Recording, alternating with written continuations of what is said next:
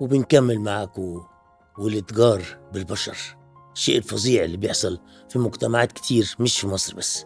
معانا النهاردة كارلوس أوليفر. ازيك؟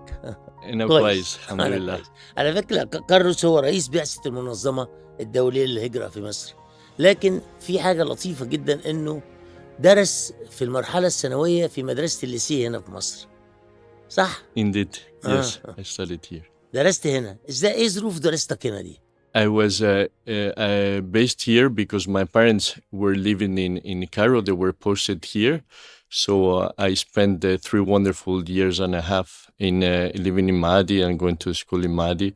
And I have wonderful memories of this period of the family living here in Egypt. جميل. ده فادك كتير في انك انت تشتغل في مصر وتتعرض او يبقى مهمتك مقاومة ظاهرة موجودة في العالم كله اللي هي ظاهرة الاتجار بالبشر. Indeed, it is quite important to have this wealth of knowledge, not only the background, having lived here, understanding the society, understanding the challenges, understanding the politics, but also understanding the people, understanding the culture, understanding the gastronomy, understanding many of the ممتاز. ways people are living. And coming here 2.5 years ago have allowed me to integrate much better and much faster in Egypt. جميل. ممكن أعرف منك حجم هذه الظاهرة اللي هي ظاهرة الإتجار بالبشر عالميا ثم إقليميا؟ Trafficking in persons is a crime. Besides having been a crime and being a crime recognized globally, universally, it is also something that it has an impact on every individual.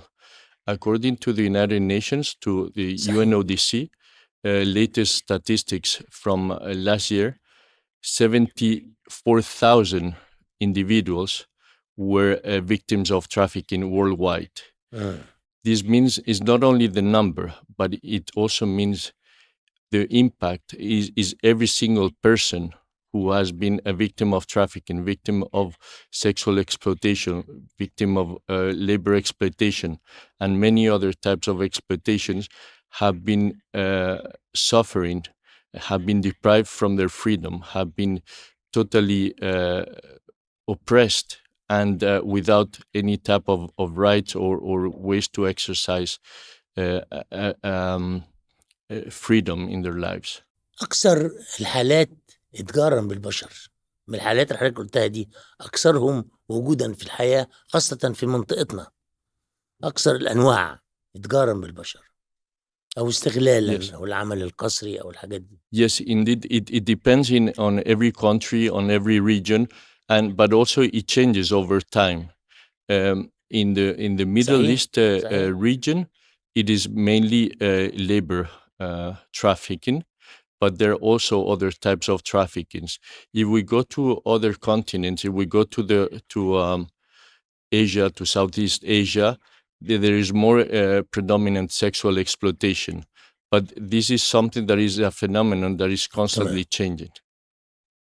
And there are people who can also be exploited in a form, and then so it could be sexual and then being labor, or it could be labor and then sexual exploitation. So one doesn't exclude the other. في مصر إيه أكتر أنواع انتشارا في مصر؟ In Egypt is no different to other countries, right? And this, I'm glad you asked me this question because Egypt has a law from law number 64 from 2010 for countering trafficking, and this is really a very important advantage that Egypt has because it has the basis, it has the law to protect and to allow the different entities to be working on the fight against trafficking. According to the data, according to the information, labor exploitation is the biggest form of exploitation and trafficking in Egypt. دي ظاهرة كبيرة مش صغيرة. الظاهرة دي بتبقى محتاجة منكم من جهدكم شركاء، لازم يكون ليكم معاكم شركاء. إيه نوع الشريك اللي بيشتغل معاكم وإزاي يشتغل معاكم في مقاومة هذه الظاهرة؟ So partnership is essential. Partnership allows to fight this crime. Partnership is something that is very much needed. It is needed. You need partnership at all the levels and layers of the government, but also partnership with civil society organizations and NGOs, with international organizations. You also need transnational partnership in order to fight this crime, because sometimes it's an organized crime that can be affecting transborder. So partnership is something that is essential, and I'm very happy that in Egypt there is the NCCP tip. You already have interviewed Ambassador Naila Gabr, who is the chairperson of this national committee, which allows also is the platform, is the entity that also facilitates all the coordination on fighting trafficking in persons. Trafficking in person is something that it can be happened in a metropolitan area, but also in a rural area. It could happen in an university, it could happen in a hospital, it could happen in a bar, in all places of the country. So it's something that requires the whole of society to be aware, but also to be able to engage and participate. You also have a role صحيح. in this partnership. هنقوم بيه حاضر. إنما في نقطتين، هو العامل المصري بيشتغل برّه، أحيانًا بتبقى قوانين العمل الملزمة ليه بيبقى فيها تعدّي على حقوقه، زائد عملتوا إيه في عمالة الطفل في مصر وهي موجودة بكثرة، عملتوا إيه في النقطتين دول؟ ماذا قدّمتم يعني؟ So regarding labor, there is something that is very important to raise awareness for people when they go abroad or when they come to Egypt, that they know their rights, but also know their obligations. What are they entitled of and what is being done? This is also very important when you have Egyptian embassies, you have labor attaches who also work to promote and to assist the Egyptian nationals who are abroad in order to safeguard and protect them from any type of exploitation or abuse.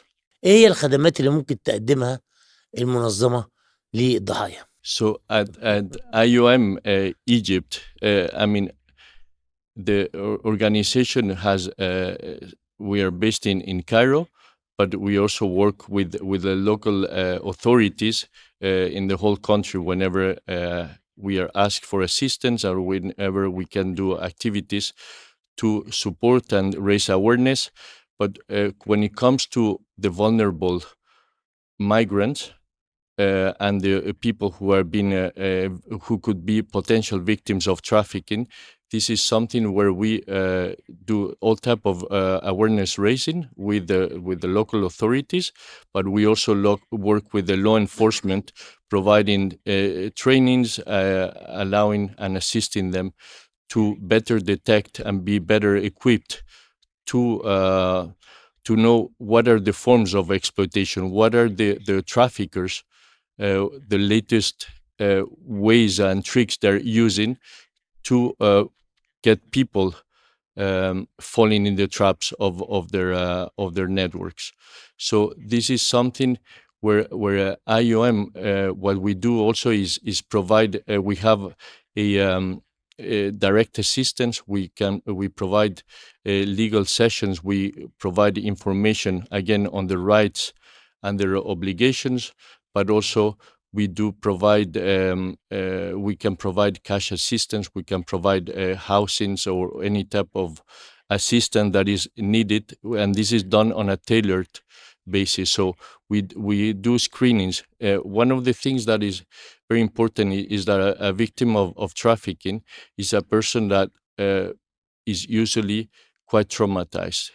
They have been so exploited that this is something that their heart and their mind is totally affected, and it's really suffering, and it requires some types of healing. So we provide psychosocial assistance, or we also work, of course, with the national authorities, with the national referral mechanism, to direct them to the different types of systems for them to receive assistance. ازاي المنظمة بتضمن ان الخدمات دي تصل لأصحابها؟ ازاي انت كمنظمة بتضمن ان الخدمات دي ممكن توصل للضحايا؟ So on this, we work a lot on awareness raising. We work on outreach. We work on doing some advocacy. We work on doing communication. And this communication is done in social media, so it reaches a certain part of the population, but this is also done in television. It's also done in radio. It's also in billboards, in buses, in the metro.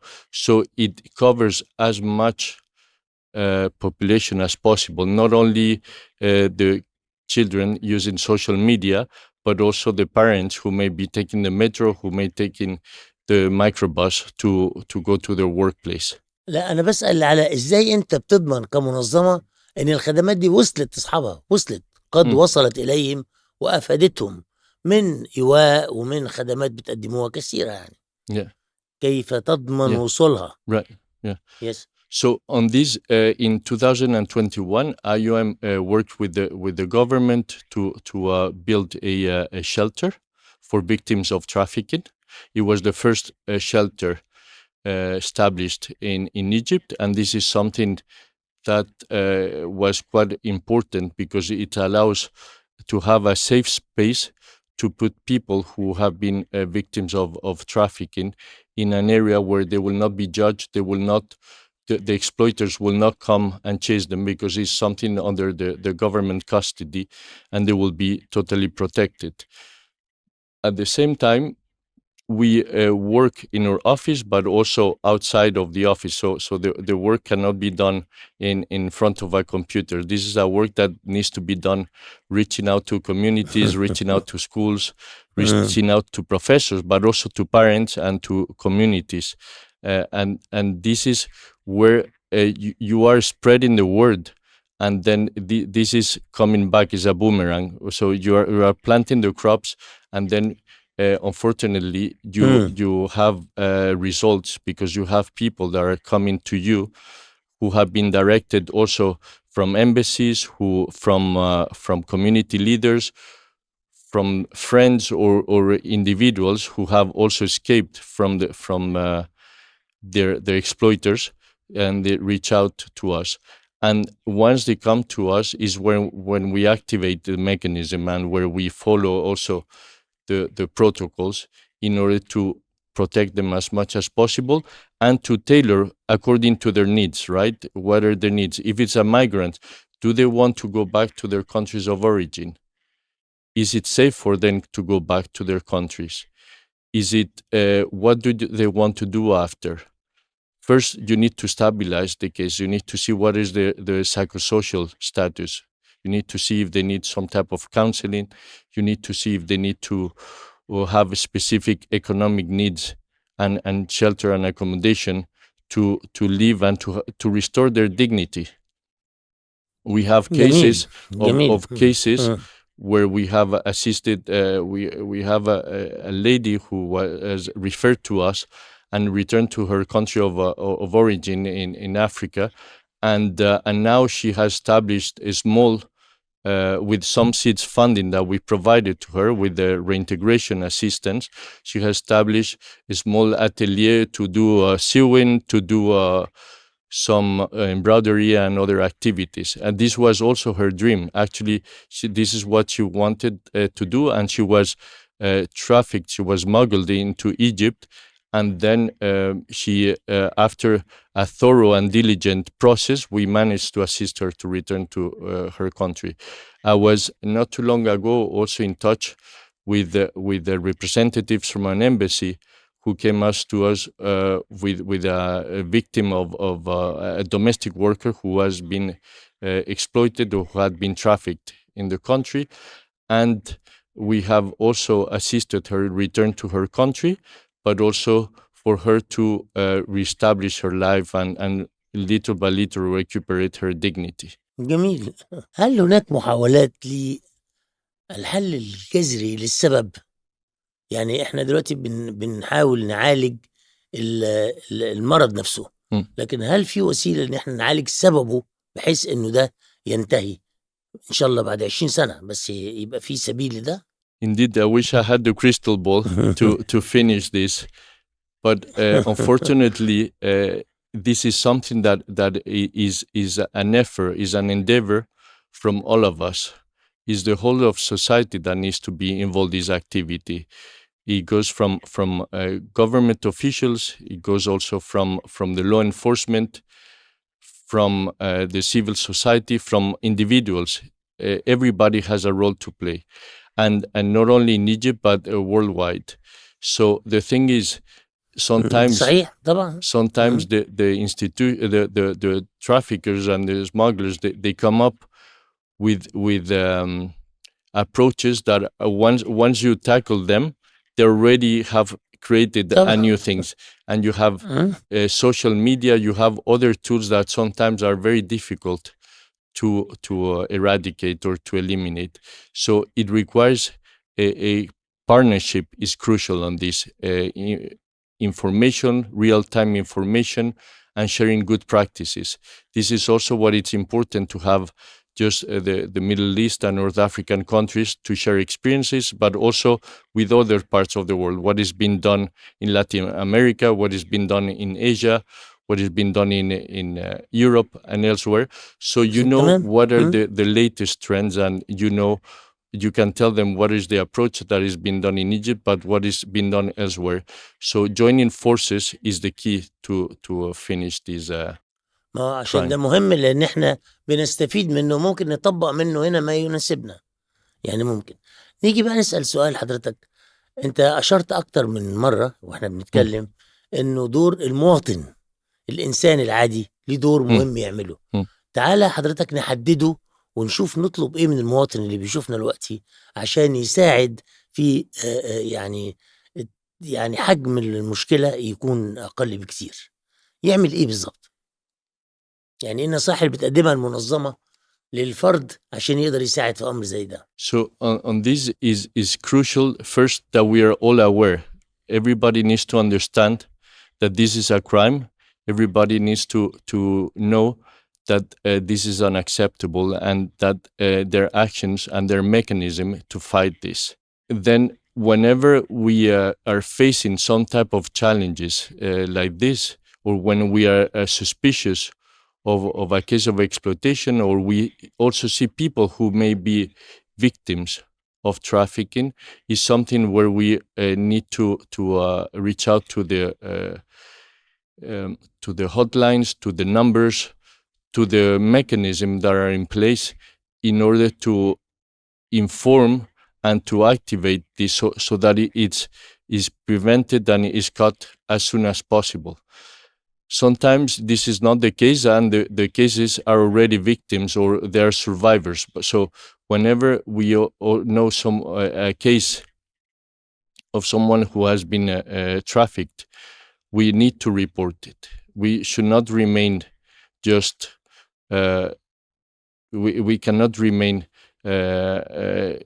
staying with apathy. This is something where we need to act. ما أنا بقى عايز أعرف برضه، عايز أقول للمواطن من خلالك إنه إيه هي الحاجات اللي أنا ممكن ألاحظها فأدرك أن هذا إتجار بالبشر، مش مجرد عمل أو عمل فيه قسوة شوية، لا ده إتجار بالبشر. يعني أنا عايز أقول للناس إيه هي الملاحظات اللي ممكن يشوفوها فيتصلوا بيكم. So thank you. I'm glad you asked me these questions. This is a rather ambiguous situation where sometimes is a bit of a gray zone. However, in case of doubt, there's always the authorities that are there. So there's a certain set of indicators that leads that the person may have been trafficked or is being exploited. In the aspect of labor trafficking, is when you have a person who may have been deprived from their passport, from their papers, who does not have a schedule, who is working 24 hours 7 from Friday to Thursday, who does not have any breaks, is not enjoying any type of holidays, who is not following the labor law. So there are some indicators that allows us to see if the person has been exploited or is. But what is important is if we have some type of suspicion, or if we know that the person have been exploited, or we feel is to address this, to reach out to the hotlines and to reach out to the authorities to say, this is happening, in the house next to me. This is happening to my brother's friend. In fact, we need to remember the numbers. There are more than worldwide. Usually, there are approximately 40% of the persons trafficked are women, and the other half are children. Approximately 20%, 23% are men. So men's. Everybody is susceptible. Everybody can be fall in the traps of the exploiters and the traffickers. But the female population and the children are particularly susceptible to this. So this is also something that is important for us to take into consideration when we are assessing. نتمنى لك إقامة سعيدة في مصر وألف شكر ليك. شكرا. Thank you very much. It's been an honor to be here.